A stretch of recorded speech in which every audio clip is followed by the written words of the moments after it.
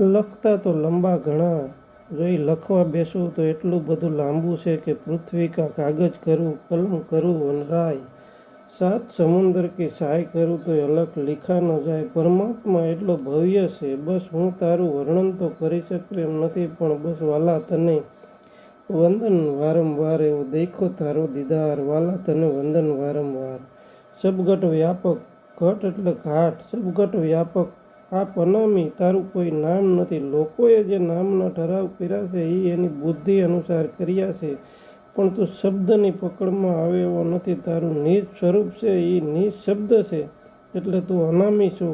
કેવળ પદ કીર્તાર, સદા આનંદ સ્વરૂપ તારું. પરમાત્મા સદા આનંદ સ્વરૂપ છે, અને આનંદ જે છે ભીતરની ઘટના છે. જગતમાં સુખ વેચાતા મળે છે, આનંદ વેચાતો મળતો નથી. આનંદ તો આપણા ભીતરના તમામ આવરણો દૂર થઈ જાય, જેમ પૃથ્વીના તમામ આવરણો દૂર થઈ જાય, જેમ કૂવા ગાળવાવાળા ધૂળનો થર ખોદીને કાઢે, ગોરમટાનો થર ખોદીને કાઢે, કાળા પથ્થરનો થર ખોદીને કાઢે, થર પછી થર તોડતા તોડતા માનવીને જળનો ભંડાર હાથ આવે છે. એમ માનવી અંધશ્રદ્ધાના આવરણો, માન બડાઈના આવરણો, નાત જાતના આવરણો, ધર્મ સંપ્રદાયના આવરણો, અજ્ઞાનતાના આવરણો, એક પછી એક આવરણો તોડતો જાય અને ઊંડો ઉતરતો જાય, એટલે એને આનંદનો ભંડાર મળી જાય છે. ઓલા કૂવાની હરવાણી તો આવીને હરી પણ જાય, આનંદ થઈ ગયા પછી મટતો નથી, કારણ કે એનું નામ જ અખંડ આનંદ છે.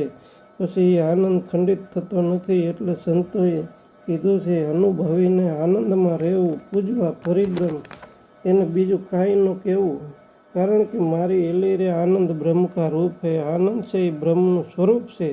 દરેક સિક્કાની બીજી બાજુ છે, આનંદને બીજી બાજુ જ નથી. દુઃખ સુખ સિક્કાની બે બાજુ, હરખ શોક સિક્કાની બે બાજુ, નીતિ અનીતિ એક સિક્કાની બે બાજુ, ધર્મ અધર્મ સિક્કાની બે બાજુ, ત્યારે આનંદની બીજી બાજુ જ નથી. મારી એલીરે આનંદ બ્રહ્મ કા રૂપ છે, એટલે સબગટ વ્યાપક આપ અનામી, કેવળ પદ કીર્તાર, સદા આનંદ સ્વરૂપ તારું અનહદ અપરંપાર, જેની હદ બાંધી શકાય નહીં, એટલે તારું અનહદ સ્વરૂપ છે. એનો પાર ન આવે એટલે તું અપાર છો. વાજિંત્ર સર્વમાં વાગી રહ્યો, રાગ સંગીતમાં રણકાર, તું કેટલો ભવ્ય છો. વાજિંત્રના શરીર જુદા છે, પણ એમાં જે અવાજ છે એ એક છે.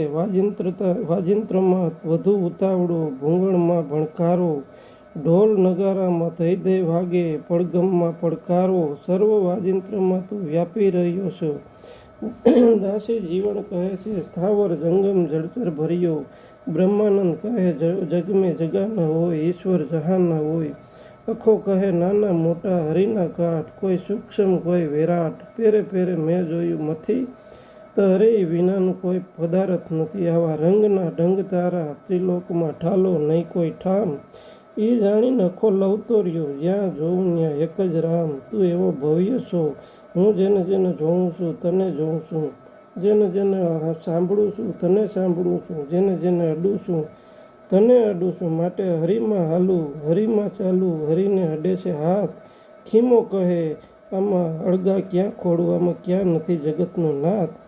મારો આઠે પોર તારી સાથે જ વ્યવહાર થઈ રહ્યો છે, પણ કબીર કહે છે આમાં ખૂબીની વાત તો એ છે, માનવીનો તમામ વ્યવહાર પરમાત્માની સાથે થઈ રહ્યો છે, પણ માનવી પરમાત્માને જાણતો નથી. પાણી મેં મીન પ્યાસી, મુજ દેખત આવે હાસી. જે માછલી પાણીની અંદર છે ને પાણી પાણી કરે છે, કેવી હસવા જેવી વાત છે. એમ માનવીનો વ્યવહાર આ ભવ્ય પરમાત્મા સાથે થઈ રહ્યો છે. સર્વે રસમાં સબર ભર્યો, એ જાણે કોઈ જાણનહાર, વાલા તને વંદન વારંવાર.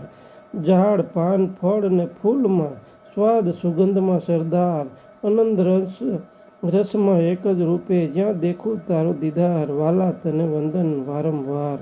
એક છે અને એની કાર્ય પદ્ધતિ જુદી જુદી છે. જેમ ઇલેક્ટ્રિકનો પાવર ક્યાં ટેપિંગ કરે છે, ક્યાંક પંખા ચલાવે છે, ક્યાંક કપડા ઉપર ઇસ્ત્રી કરે છે, ક્યાંક રેડિયો વગાડે છે, ક્યાંક ટીવી બતાવે છે, ક્યાંક મોટા મોટા કારખાના ચલાવે છે, ક્યાંક બત્તીમાં પ્રકાશ આપે છે, દાણા દળીને લોટ બનાવે છે, કૂવામાંથી તળિયેથી પાણી ઉપર લાવે છે. પાવર એક છે, પણ એની કાર્ય પદ્ધતિ જુદી જુદી છે.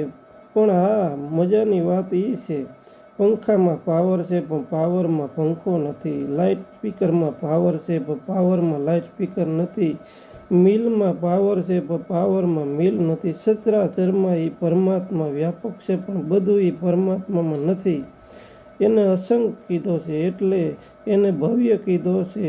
એક જ કેવળ અક્ષરે અક્ષરે નામ છે કીર્તાર. સર્વે અક્ષરમાં શાહી રૂપે દેખો તારો દીદાર. એક જ શાહીને આધારે તમામ અક્ષરો છે એટલે અક્ષરોમાં શાહી છે પણ શાહીમાં કોઈ અક્ષરો નથી. શાહી તમામ અક્ષરોથી પર છે. શાહી અક્ષરે અક્ષરે વ્યાપક છે એટલે લખતા લંબા ઘણા પડતા ન આવે પાર. અર્જુન અક્ષર એકમાં સમાઈ ગયો સંસાર. જેને શાહીનો ભેદ સમજાઈ ગયો છે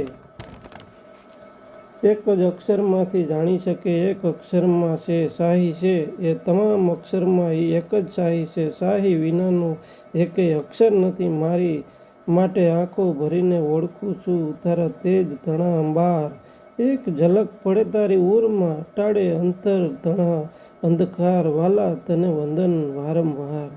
અજવાળા તારા છે આખી જગતમાં સગડે સર્જનહાર. જયદેવ જપે છે નામ તારું તનમાં લગાડીને તાર. વાલા તને વંદન વારંવાર. તારું અપરંપાર અનહદ નિજ સ્વરૂપ છે. હે અર્જુન તારી ચર્મ ચક્ષુથી તું મને વ્યક્તિ રૂપે મારું રૂપ જાણી શકે પણ હું તને જ્ઞાન રૂપી ચક્ષુ આપું છું. એના વડે હું જેમ છું તેમ મારું વિરાટ સ્વરૂપ તું દિવ્ય દ્રષ્ટિ આપું છું. જ્ઞાન ચક્ષુ આપું છું એના વડે મારું નિજ સ્વરૂપ જાણી શકીશ. માટે પ્રથમ નમું ગુરુદેવને જેને આપ્યું મને નિજ જ્ઞાન. જ્ઞાનેથી ગોવિંદને ઓળખા અને ટળ્યું દેહાભિમાન.